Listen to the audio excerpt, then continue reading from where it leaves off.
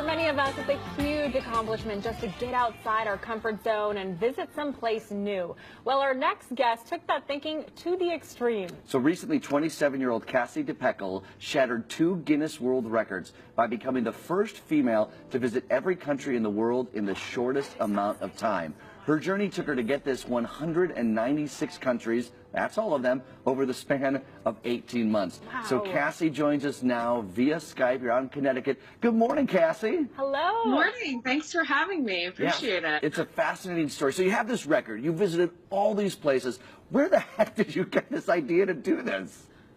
It came up kind of in high school. I wanted to travel to every country in the world, but the idea didn't really come to fruition until my mid-20s. I kind of had a quarter-life crisis. I think that exists. Oh, yeah. What am I doing? My career? Where am I going? So I was like, I have to actually make this happen. And that's where I thought, okay, I'll go to every country and I'll do so for a purpose and I'll try and change the world. And that's how it kind of came about. And obviously travel costs a lot of money, but you funded it in a really unique way. Tell us about that. Yeah, so I don't think people realize the amount of work that went into it. I talk about sponsors, I talk about independent investors, but in that year and a half before I took off, I had to save up. I saved about $10,000 for my 2 babysitting jobs. I was working like 85 hours a week, overnights, but just so that I could kind of save up that first bit to just get me going. But in that time, I also reached out to CEOs and companies and network to try and find the funding through sponsorship and through independent investors to fund the remainder of the trip. And 8 months in, I completely ran out of what I'd saved so far and what I'd made so far. And so I had to kind of go back home and regroup and figure, okay, I'm going to have to focus on financing this throughout, like every single day. I'm going to have to continue to reach out to companies for sponsorship. So it was no easy feat. It was definitely really challenging, but worth it. And quickly, what was the grand total of how much it was?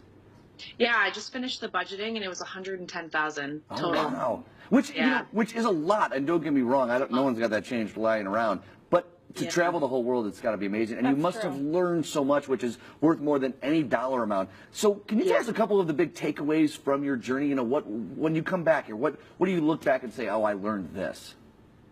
I think this is something where it kind of could sound cheesy, but one thing I realized is, I went into this expedition feeling kind of maybe a little bit selfish and not like I was able to help the world, and I didn't really understand humanity fully. But after traveling to so many countries and connecting with so many people and being in situations where I've been completely stuck having to depend on locals, I truly realized that we all have the same basic needs. Everyone around the world, women, we have families, we want a hot meal on our plate, we want to have a roof over our head, we just want these basic necessities. And once we can kind of realize this underlying foundation of humanity, we can learn to respect each other a little bit more and be a little bit more kind of open-minded as well to learning about new cultures and religions and everything like that. So that's kind of my major takeaway, I'd say, is I'm a little bit more open-minded and respectful of people to learn their story as well. It's really important because then you can learn so much about humanity and just the different types of people that are so amazing from around the world. That is one of the best things about travel, is realizing that we're more similar than we are different. But was there a place that maybe took you a little bit by surprise? There was Pakistan, I think, most recently. There have been a lot of situations that I've been in and countries that have proven to be really surprising, but most recently it was definitely Pakistan. I like to talk about Pakistan because it kind of has this certain image in the media.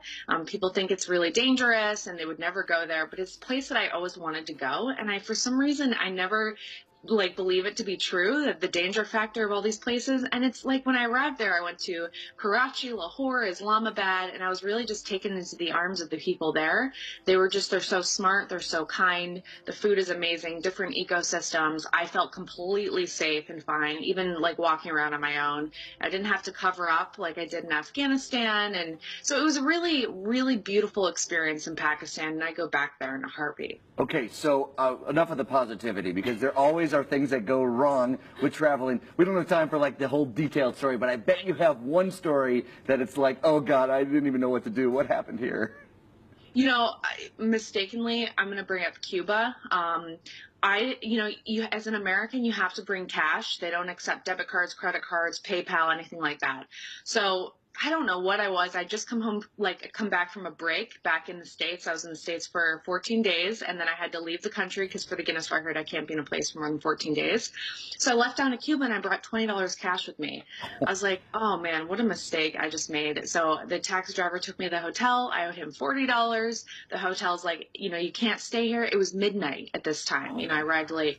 They're like, you can't stay here. You have to be able to pay us with cash. And I was like, oh my God, I'm in this situation where I'm literally on the streets. I walked outside. I was on the side of the highway, just sitting there. The taxi driver came up to me, and I know some Spanish, so I understood. He said, like, I have 3 daughters. I would hate for them to be in your situation. So you can come stay with me for the night. And I'm like, wow, like what, he doesn't even know me. And I'm sure he doesn't have any bad intentions because I'm telling you, people just want to help a brother out, or help a sister out, What an incredible story. I love how I said enough of the positivity, and then we get up with the most heartwarming story ever from Cuba. That is so wonderful. That's incredible. Yeah, it really worked out. That could have been bad. Well, I know. So yeah, and his wife just like ended up making her bed for me, and I woke up and I saw her laying there on the kitchen floor sleeping on this little foam pad. It was a very, poor household, and I just couldn't believe it. But it was a mistake, a huge mistake, because if it wasn't for this like act of kindness from a stranger, I mean, it's true. It's like I would have just completely had to walk 12 hours back to the airport. I would have been probably in a really bad situation, Wow. So now we know if we're traveling to Cuba, bring cash, and the people are really nice. Cassie, thank you so much for your time. What an incredible adventure you were on. I really appreciate it. Thanks for having me. Well, to keep up with Cassie, check out her website, cassiedepeckle.com. And those photos and those videos were incredible. And the stories are even better.